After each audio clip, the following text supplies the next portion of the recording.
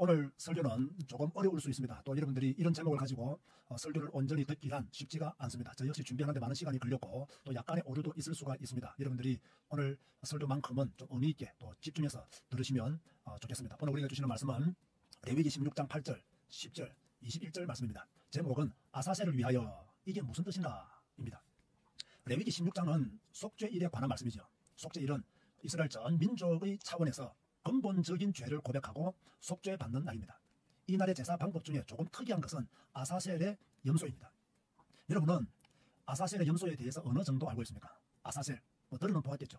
이 염소, 어떤 분들은 아사셀의 양이라고 하시는 분들도 있습니다. 아마 착각하면 그럴 수 있겠죠. 아사셀의 염소입니다. 양이 아니라 염소. 여기에 대해서 어느 정도 알고 있습니까? 아마 성경 읽기를 깊게 하지 않는 분들은, 또 성경 공부를 깊게 하지 않는 분들은 이 의미를 알기가 상당히 어렵습니다. 그리고 우리는 성경을 읽고 우리가 읽는 성경 중에서 또 본문으로 또 어려운 난해한 말씀들을 풀어서 나홀로 예배를 드리기 때문에 오늘 이 말씀을 들을 수 있는 기회를 얻게 된 거죠. 사실 저도 특별한 지식이 없습니다. 그래서 오늘 이 부분을 설교하면서 또 여러분들과 함께 은혜를 나누고자 합니다. 대속죄일의 아론은 수송아지를 자기와 집안 사람들을 위하여 속죄하고, 이것은 수송아지는 자기와 집안 사람들을 위해서 속죄 제물로 드렸습니다. 염소 2마리를 회막문으로 가지고 와서 언제 대속죄일에 요 앞에 두었습니다. 두 염소 중 한 마리를 제비를 뽑아 광야로 보내게 되었습니다. 둘 중에 하나를 택해서 그냥 보낸 게 아니고 제비를 뽑아서, 어떤 사람은 우림과 둠밈을 사용해서 뽑았다라고 말하고 있는데요. 제비를 뽑아서 광야로 보내었다.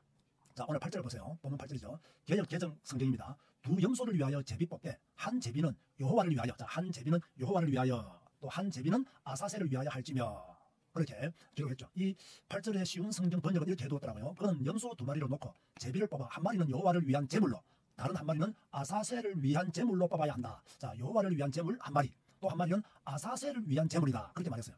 공통점이 무엇입니까? 한 마리는 여호와를 위한 것이고 나머지 한 마리는 아사셀을 위한 것입니다. 여호와를 위한 것은 이해가 되잖아요. 그런데 아사셀을 위한다는 것, 이게 잘 이해가 되지 않아요. 이 아사셀 무엇을 의미하지? 왜 이것을 위하지? 라는 생각을 가질 수가 있는 거죠. 자, 10절을 보겠습니다. 개정 성경이 이렇게 말했어요. 아사셀을 위하여 제비 뽑은 염소는 산채로 여호와 앞에 두었다가 그것으로 속죄하고 아사셀을 위하여 광야로 보낼지니라. 또 여기 보면 아사셀을 위하여 두 번이나 기록이 되어 있죠. 세 번째 이렇게 기록했어요. 아사셀의 몫으로 뽑힌 염소는 산채로 주 앞에 세워두었다가 속죄 제물로 삼아 빈들에 무엇이 있는지 모르겠지만 빈들에 있는 아사셀에게 보내야 한다. 아사셀을 위하여라고 했다가 지금 아사셀에게 보내야 한다. 그렇게 말했어요. 자, 오늘 설교의 목적은 무엇이냐? 아사셀이 무엇인가? 이 아사셀이 무엇인가를 이해하는 것이 오늘 설교의 목적입니다. 이해가 되시나요? 그런데 이 아사셀에 대한 견해가 여러 가지입니다. 자, 이 견해를 여러분이 잘 이해하셔야 됩니다. 첫째, 아사셀은 아즈, 염소입니다. 아잘, 떠나다. 이 아즈와 아잘의 합성으로 떠나는 염소, 내보내는 염소라고 이해합니다. 자, 첫 번째 아사셀은 아즈와 아젤의 합성으로 떠나는 염소, 내보내는 염소라, 그렇게 해석합니다. 그런데요, 내보내기 전에 무엇을 했습니까? 저는 여기에 또 관심을 가지는데요. 레위기 16장 21절에 보면 아론은 그의 두 손으로 살아있는 염소의 머리에 안수하여, 자, 살아있는 염소의 머리에 안수하여 이스라엘 자손의 모든 불의와 그 범한 모든 죄를 아뢰고, 자, 안수해서 이스라엘 자손의 모든 불의와 모든 죄를 아뢰고, 제가 아까 뭐라고 말했습니까? 속죄일은 이스라엘 전체의 죄를 속죄함을 받는 날이 했잖아요. 그러니까 이스라엘 자손의 모든 불의와 그 범한 모든 죄를 아뢰고 그 죄를 염소의 머리에 두어 안수했으니까 미리 정한 사람에게 맡겨. 염소만 간 게 아닙니다. 그죠? 미리 정한 사람에게 염소를 데리고 가는 사람이 있었다는 이야기입니다. 그죠? 함께 광야로 보낼지니 라고 말씀하셨어요. 잘 이해하고 계십니까? 오늘 말씀은 중요합니다. 아사셀을 위하여, 이게 무슨 뜻인가? 여기에 대한 견해들은 무엇이 있는가? 자, 첫 번째 견해는 아즈와 아잘의 합성으로 떠나는 염소, 내보내는 염소라는 의미를 가지고 있다. 그런데 내보내기 전에 아론이 두 손으로 살아있는 염소의 머리에 안수하여, 보통 안수는 한 손으로 하기도 하잖아요. 그런데 두 손으로 안수해서 이스라엘 자손의 모든 불의와 그 범한 죄를 뭡니까? 염소의 머리에 두어서 미리 정한 사람에게 맡겨. 염소만 간 게 아니란 거죠. 사람이 함께 갔다는 이야기입니다. 그런 뜻이다. 두 번째 잘 듣고 오해하면 안 됩니다. 아사셀을 위하여라는 이 말은요, 어떤 특정한 존재를 가르친다는 견해입니다.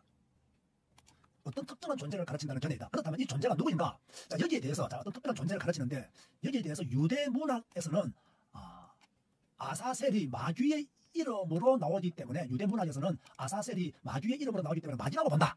이 아사셀을. 그렇다면 마귀에게 예물을 드린 것인가? 이렇게 해석하면 안 된다는 겁니다. 이렇게 해석하면 큰일 납니다. 아사셀을 위하여 염소를 보낸 것은 죄의 본래 주인인 사탄에게 그 죄를 돌려보내는 행위로 그렇게 해석을 한 거예요. 아시겠죠? 그러나 중요한 이겁니다. 저는 이 해석에 동의하지 않는다. 오해를 살 수 있는 내용이기 때문에, 잘못된 해석을 유발할 수 있는 내용이기 때문에 저는 이런 해석을 동의하지 않는다. 자, 이해하고 있으면 1번, 이해가 안 되면 2번, 이해가 안 될 일이 없죠. 자, 이해를 잘하면서 따라와야 되면 오늘은 아사셀이 무엇인가? 이걸 아는 것이 오늘 설교의 목적입니다. 자, 다시 말합니다. 우리가 지금 성경을 계속 읽고 있는 성경 중에 나오는 말씀들이기 때문에 제가 여러분에게 특별히 풀어서 지금 설명을 하고 있는 것입니다. 참 우리가 성경을 읽는 것은 이렇게 큰 축복이 있어요. 이렇게 큰 축복이 있어요. 이 성경 안 읽으면요 이런 것들을 깊게 볼 수 있는 기회가 안 옵니다. 단어만 알고 그저 의미만 알 뿐이지 여기에 담겨지는 깊은 의미를 모를 수가 있다는 거예요. 최은영님은 저도 그런 줄 알았어요. 사탄에게 돌려보내는 건가? 아니었군요. 아니었습니다. 그렇게 해서는 안 된다라는 이야기를 제가 조금 전에 했죠. 자, 그러면 셋째 어떤 해석이냐? 이걸 잘 모르더라고요. 아사셀은 바위나 낭떠러지를 가리키는 장소의 이름이라는 견해입니다. 자, 이 아사셀은 바위나 낭떠러지를 가리키는 특정한 장소를 말하는 견해다. 그래서 이걸 해석을 하려면요 이렇게 해석해야 돼요. 아사셀을 위하여가 아니라 아사셀로 보낸 것이다. 이해가 되죠? 아사셀을 위하여 하지 말고 아사셀로 보낸 것이다. 이랬으면 조금 더 쉽게 이해가 되어지겠죠. 그러면 왜 낭떠러지로 보냈는가 이 말이에요. 그 아사셀 염소를 왜 낭떠러지로 보냈는가? 그곳에서 염소가 죽음으로 그 낭떠러지에 떨어져 죽음으로 사람의 죄를 완전히 소멸한다는 의미를 가지기 위해서 그죠? 그렇게 낭떠러지로 그 사람과 함께 보내서 그 염소를 떨어지게 만들었다는 이야기예요. 이해되고 있습니까? 아사셀이라는 밤이나 낭떠러지 계곡에 보내어서 그 염소를 무명과 떨어지도록 만들므로 사람의 죄를 완전히 소멸하는 의미를 지닌다. 자, 이런 뜻을 가지고 있다라고 보는 거예요. 자, 그러면 정리를 하겠습니다. 지금까지 설교의 정리입니다. 첫째, 아사셀은 광야로 내보내는 염소의 단순한 이름이다. 자, 지금까지 주로 이것을 많이 알았죠. 아사셀은 광야로 내보내는 염소의 단순한 이름이다. 두 번째, 광야에 거하는 마귀의 이름이다. 자, 요건 우리가 아니라고 했죠. 그죠? 셋째, 광야의 특정한 낭떠러지 이름이다. 특정한 장소 이름이다. 자, 그렇다면 우리는 어떤 견해를 취해야 되느냐? 이것도 중요하죠. 이 셋 중에 우리가 선택할 수 있는 해석은 첫째와 세 번째 해석입니다. 단순한 염소의 이름이다. 광야로 내보내는 염소의 이름으로 아사셀이라고 했다. 그러나 광야의 특정한 낭떠러지 이름이다. 이렇게도 볼 수가 있다라는 거예요. 왜 이렇게 보는지 제가 설교 결론 부분에 말씀을 드리겠습니다. 자, 제가 지금까지의 내용을요 여러분에게 이미지 사진을 보여줌으로 설명을 하도록 하겠습니다. 자, 오늘은 시청각 교육도 있습니다. 잘 보시면 도움이 될 겁니다. 자, 이게 무슨 내용입니까? 이게 지금 아론이 그 아사셀 단순한 이름으로 보는 또는 낭떠러지를 가게 될 염소에게 아론이 두 손을 올려서 이스라엘의 모든 불의와 죄를 그죠 안수하는 그런 내용이죠. 이렇게 아론이 안수한단 말이에요. 그러면 이 염소는 어떻게 되었느냐? 잘 보세요. 이게 중요합니다. 사람 아까 맡겨진 미리 정해진 사람이 있잖아요. 이 맡겨진 사람에 의해서 뭡니까? 광야로 간다는 거예요. 낭떠러지로 계곡으로 큰 낭떠러지로 간다는 거예요. 자, 이해가 되셨죠? 자, 그런 가운데 이 염소가 어떻게 되느냐? 이렇게 그 사람이 이 낭떠러지로 염소를 밀어들어서 이렇게 피를 흘려 죽게 만든다는 거예요.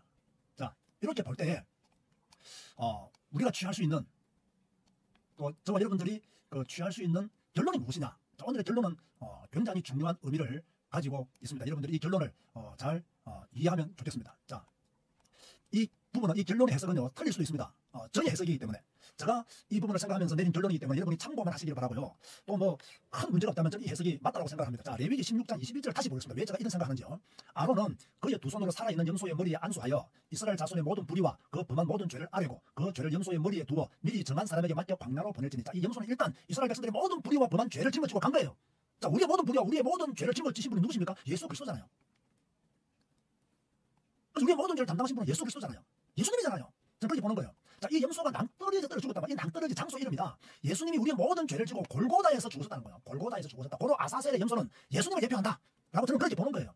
고로 여러분의 모든 죄의 짐을 여러분이 지지 말고, 여러분이 지고 끙끙거리지 말고, 죄책감에 시달리지 말고 예수 그리스도께 내려놓아라.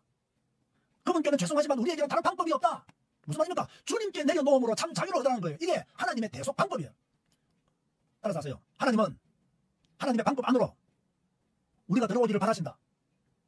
하나님은 하나님의 방법 안으로 우리가 들어오기를 바라는 거예요. 우리 생각으로 이것은 옳지 않다. 그런 거 하지 마세요. 하나님의 방법이 정해졌으면 하나님의 방법대로 가는 거예요. 우리의 모든 죄를 지신 분은 누구시냐? 예수님. 우리의 모든 불의를 대신하신 분은 누구시냐? 예수님. 우리의 모든 죄를 위하여 그 모든 죄를 짊어지고 골고다에서 돌아가신 분이 누구시냐? 예수님. 우리의 모든 죄를 내가 지려고 하지 말고 예수님께 다 맡겨라. 그분 안에 참 자유 있고, 그분 안에 대속이 있고, 그분 안에 죄 속함이 있다. 그분이 우리의 모든 죄를 지셨다. 자, 오늘은 아사셀에 대해서 살펴보았습니다. 뭐 이해가 안 되시면요 몇 번이라도 반복해서 들으시기 바랍니다. 자, 이 메시지는 정말 여러분에게 의미 있게 제가 해석해서 드린 메시지입니다.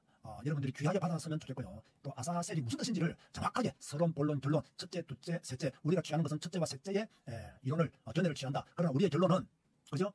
이렇다 라는 것을 다 가지고 있어야 여러분들이 복음을 누리고 여러분들이 그리스도 안에서 든든히 설 수 있는 거예요. 머리로만 이해하는 것이 아니라, 그죠? 우리가 읽은 성경, 우리가 들었던 성경, 우리가 보았던 성경, 우리가 배웠던 그 성경 말씀을 확실히 깨달아서 나의 것으로 만들어야 됩니다. 이런 의미에서 본다면 성경을 읽고 나홀로 예배를 통해서 우리가 잘 알지 못했던 그 말씀의 비밀들을 밝히 안다는 것은 최고의 지식이요, 최고의 은혜요, 최고의 행복이요, 최고의 능력이다.